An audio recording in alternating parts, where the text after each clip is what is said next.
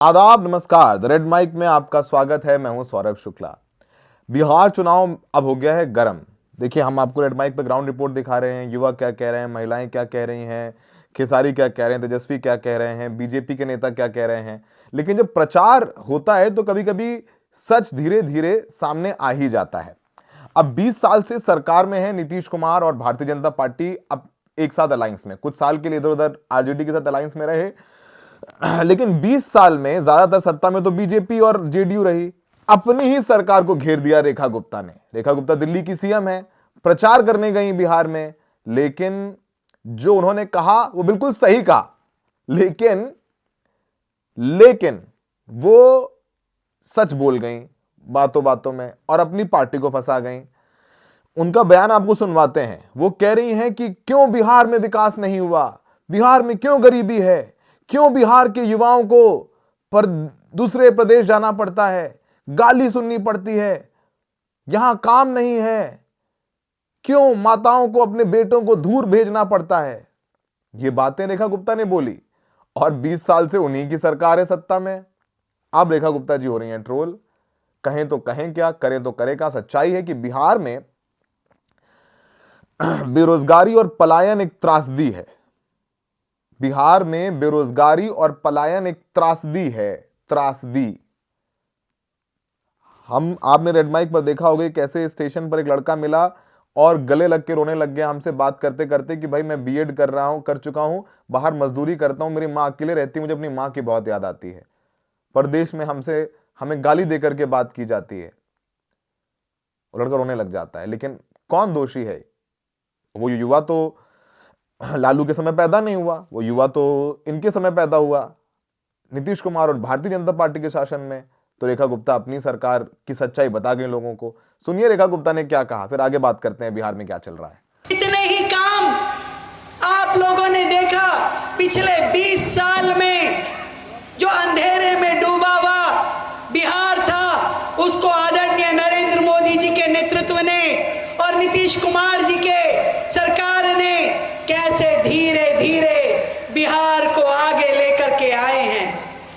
मैं पूछना चाहती हूं, क्या कारण था कि बिहार वर्षों तक तकलीफ में रहा? क्योंकि जो लोग सत्ता में थे लालटेन के टाइम, उनको तो केवल अपना घर भरना था, उनको तो अपने घर में अपना काम करना था, अपना भाई भतीजा बेटा बेटी बीवी, केवल उनका चिंता था। कभी गरीब का चिंता किया क्या?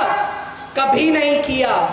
अगर गरीब की चिंता की होती तो बिहार में गरीबी नहीं होती। आजादी के इतने सालों बाद बिहार में इतना विकास हो जाता जिसकी कल्पना भी हम नहीं कर सकते।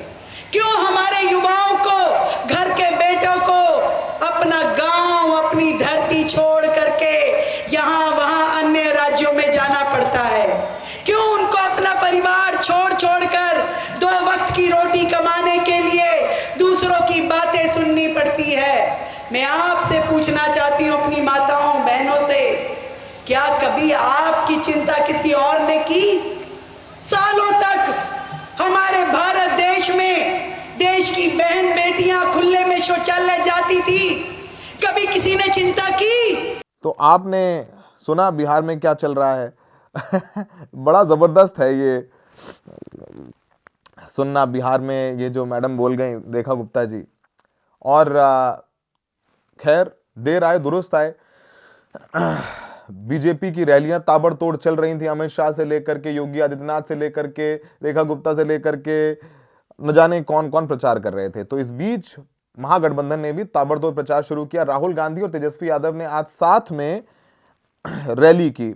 और जो राहुल गांधी पहली बार वोट अधिकार यात्रा के बाद पहुंचे थे बिहार, तो उन्होंने भी सीधे प्रधानमंत्री मोदी पर निशाना साधा। उन्होंने कहा कि प्रधानमंत्री मोदी वोटों के लिए नाचने भी लगेंगे। उन्होंने कहा कि अंबानी की शादी में मोदी जी गए, मैं नहीं गया, मुझे भी बुलाया था, क्योंकि वो अंबानी और अडानी के दोस्त हैं। वो आपकी जमीनें, आपके संसाधन अडानी और अंबानी को देना चाहते हैं। उन्होंने प्रधानमंत्री मोदी पर जमकर निशाना साधा और उन्होंने जो हर घर नौकरी का वादा किया है उसको लेकर के भी कहा कि राहुल गांधी और मैं झूठ नहीं बोलता हूं, मैं सच बोल रहा हूं। मैं अगर आपको वादा कर रहे हैं कि हर घर नौकरी देंगे, हमने जो मैनिफेस्टो में प्रॉमिसेस किए हैं उन्हें हम पूरा करेंगे। ये बात राहुल गांधी ने इस अपनी रैली में कही है और कहा कि उन्होंने कि यमुना जी गंदी है दिल्ली में, उन्होंने अपने लिए अलग से पाइप का रास्ता बना करके साफ यमुना करवा दी। लेकिन जब देखा कि सामने आ गई सच्चाई कि यमुना तो गंदी है, लेकिन प्रधानमंत्री मोदी आने वाले हैं छठ में तो अलग उनके लिए पानी इकट्ठा कर दिया गया है, तो वो आए नहीं। तो उन्होंने ये बात राहुल गांधी ने कही और मजे भी लिए। काफी कुछ चल रहा है, कह रहे हैं कि बिहार में गुंडा राज है, तो यही सब चल रहा है। लेकिन मतलब आज अगर कहें तो बिहार में अभी पॉलिटिक्स के बारे में बात करेंगे, लेकिन जो हाईलाइट रही वो रेखा गुप्ता रही कि किस तरीके से रेखा गुप्ता ने अपनी ही सरकार की पोल खोल दी और 20 साल से एनडीए की सरकार है और वहां पे इस तरीके से जो उन्होंने कहा है कि विकास नहीं हो रहा है, शायद रेखा गुप्ता को ब्रीफ नहीं किया गया था। उन्हें लगा कि वो वेस्ट बंगाल जा रही हैं जहां विपक्ष की सरकार है, उन्हें लगा कि वो झारखंड जा रही हैं जहां विपक्ष की सरकार है, उन्हें लगा कि कर्नाटका जा रही हैं, वो तो बिहार जा रही हैं। और बिहार वाकई में बहुत पिछड़ा है, हम लोग रिपोर्टिंग कर ही रहे हैं, दिखाई रहे हैं। तो उसमें लालू को जो बोलना है बोलिए, लेकिन नीतीश कुमार पर ही बताइए। 20 साल से वो सत्ता में है और भारतीय जनता पार्टी के साथ में मंत्री भारतीय जनता पार्टी के भी रहते हैं। 2 उप मुख्यमंत्री हैं बिहार में अभी, दोनों भारतीय जनता पार्टी के, तो उनकी भी कलेक्टिव रिस्पॉन्सिबिलिटी है। सुनिए कि राहुल गांधी ने किस तरीके से आज नीतीश कुमार और प्रधानमंत्री मोदी पर निशाना साधा। उन्हें सिर्फ आपका वोट चाहिए। अगर आप कहोगे नरेंद्र मोदी जी आप ऐसा ड्रामा करो वोट के लिए, वो कर देंगे। जो भी करवाना है करवा लो। मैं कह रहा हूं आप उनको कहो कि देखो भैया हम आपको वोट देंगे, आप स्टेज पे आके नाच लो, वो नाच लेंगे। एक तरफ यमुना, फोटो देखी आपने, वो देखी, एक तरफ यमुना, गंदा पानी, उसको अगर कोई पी ले या उसमें घुस जाए बीमारी हो जाए। दूसरी तरफ छोटा सा मोदी जी के लिए तालाब, दूर दूर से पाइप से पानी आता है।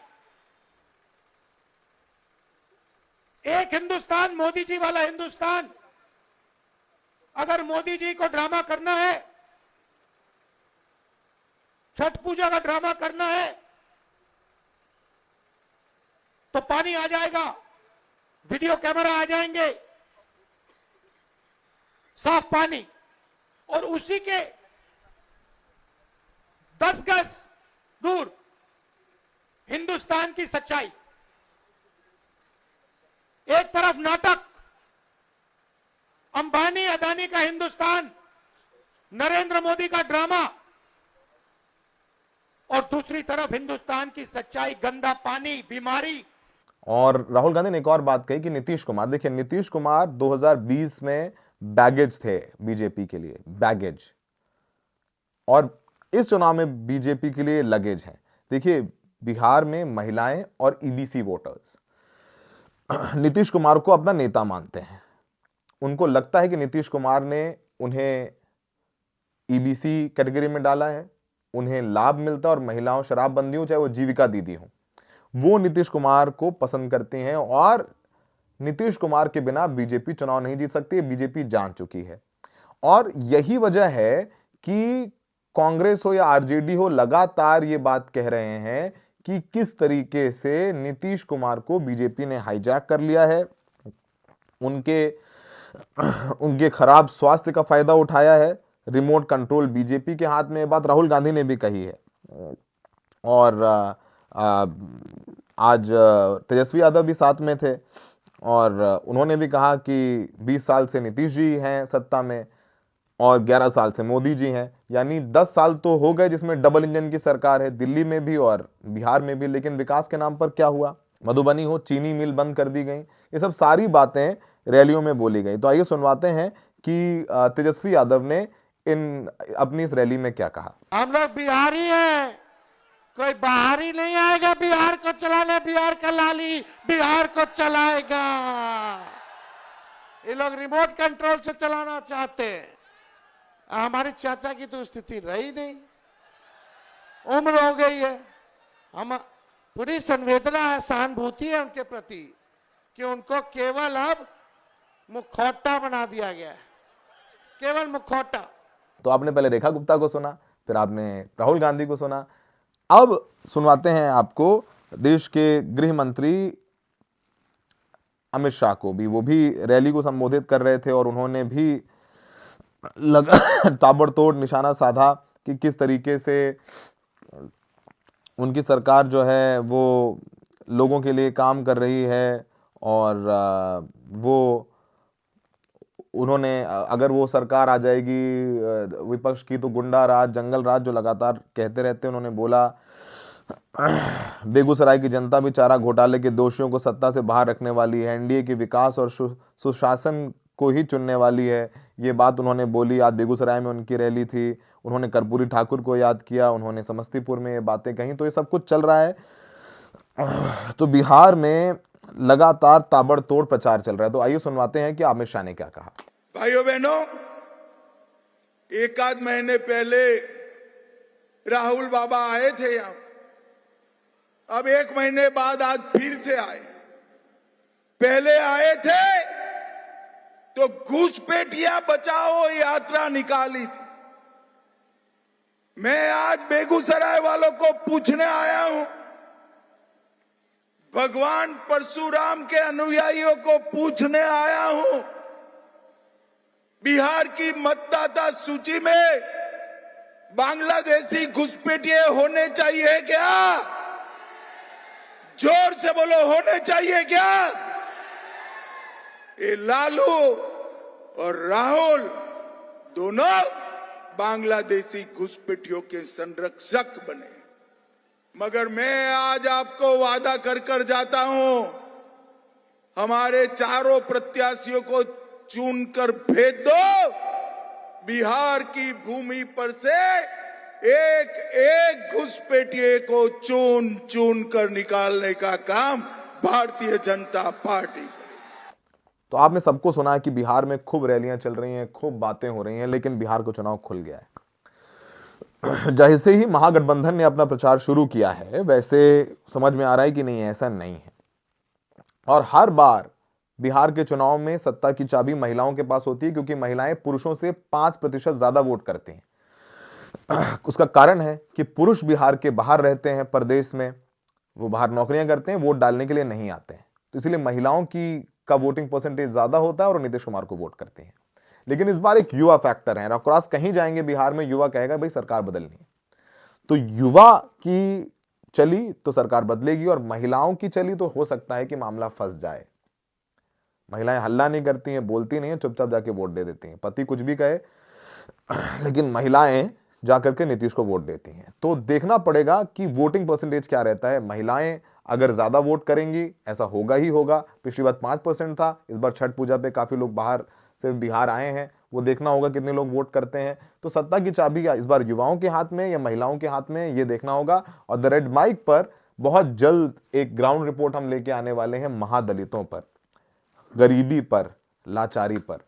तो अब कहीं मत जाइए, द रेड माइक पर हम सब कुछ दिखा रहे हैं आपको, ग्राउंड रिपोर्ट्स कर रहे हैं, इंटरव्यूज कर रहे हैं, एनालिसिस कर रहे हैं, कोशिश कर रहे हैं कि कम संसाधन है हमारे पास, लेकिन आपको जितना सच दिखा सकें बिहार का, उतना सच दिखाएं और एक होलिस्टिक पिक्चर आपके सामने प्रेजेंट करें। हमें देखने के लिए बहुत बहुत शुक्रिया।